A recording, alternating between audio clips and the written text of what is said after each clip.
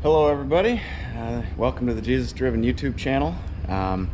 Today we've got a lot of nice rusty junk to fix as usual, so stick around and let's get started.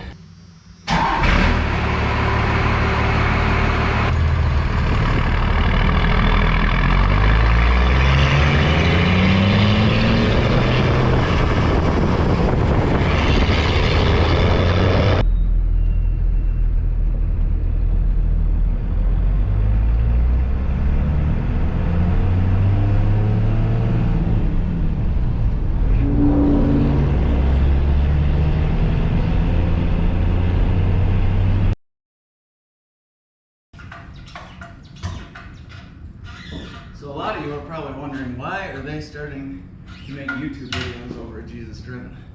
Aren't they busy enough trying to fix everybody's stuff? And yes, we are. But also we think that it's a good opportunity to show people what we're actually up to and what we do day to day.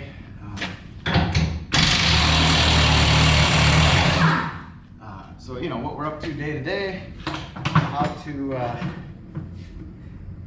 it's a good way for us to maybe show it's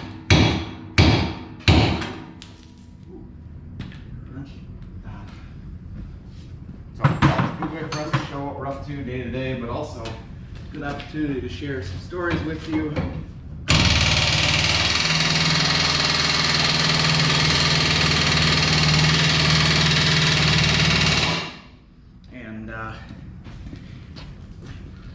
That kind of thing. So we are gonna have to get the torch.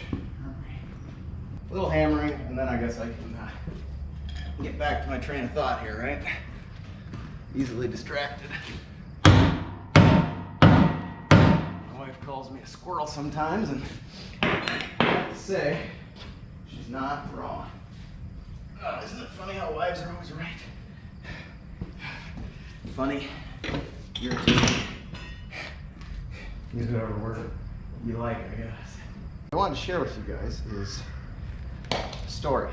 A story about the love that God has for us. So I don't know where you guys are at in life. I don't know what you believe. I don't know what you've been told. I don't know. You know, a lot of you people I've never met, and that's fine. However, I want you to know there's a God who loves you out there. He loves you so much that he sent his son to die for you. Now, some people may say, oh, that's a crock of crap, George. You know, you don't really believe that. You know, whatever, insert your own terms there, right? A lot of people would say that, and that's fine. I can't tell you what to believe. I can tell you this thing's heavy, and you don't even have to believe me. You can say, George, you're just weak. But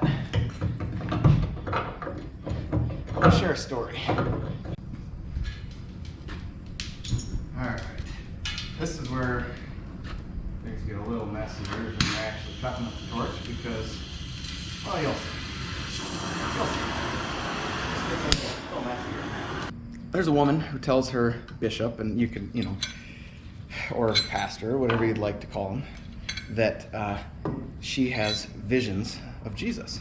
And he's skeptical, but he says, fine, next time you have a vision of Jesus, I want you to tell me what he said. I want you to ask him, what did I confess last time at confessional? So she said, fine, I will. So about a week, 10 days go by, and then she calls her bishop and says, hey, had a vision of Jesus. And he said, awesome, I'm coming over. He was skeptical. He thought, oh, I'm going to catch her in her lie. You know, she's full of crap. He didn't tell her that, though. He's been real sweet, real nice. Good for him, right? And so he gets there. He says, all right, what did I confess last week to Jesus at confessional? You know, because he's listening. He knows what I confessed. She looked at him, and she said, he said, I don't remember what you confessed. Isn't that crazy? We are so forgiven for whatever we've done, whatever is separating us from God. It's as if it never happened. That's just incredible to me. I don't remember. When we forgive as people, we don't forgive that way, do we?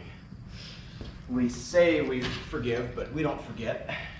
We don't want to forget. We don't want to get burned again. We don't want to get hurt again.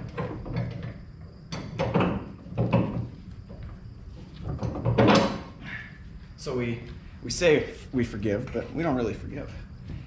But God, He forgives.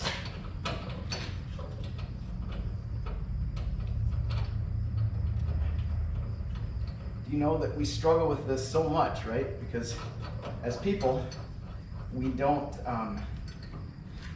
accept His forgiveness well, do we? It's tough for us to understand why He would forgive us, how He could forgive us for certain things.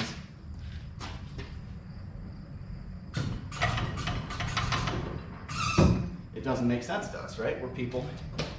We're broken. We're not perfect. We don't understand what it means to truly forgive like Jesus does. So we don't understand. It doesn't make sense why He forgives us or how He forgives us the way He does.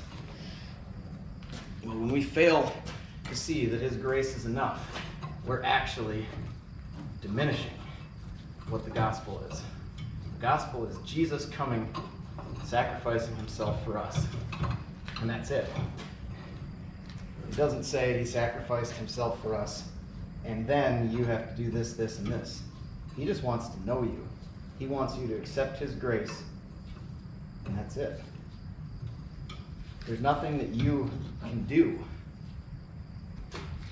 to change that. It's not about how often you go to church. It's not about how much you give to the poor.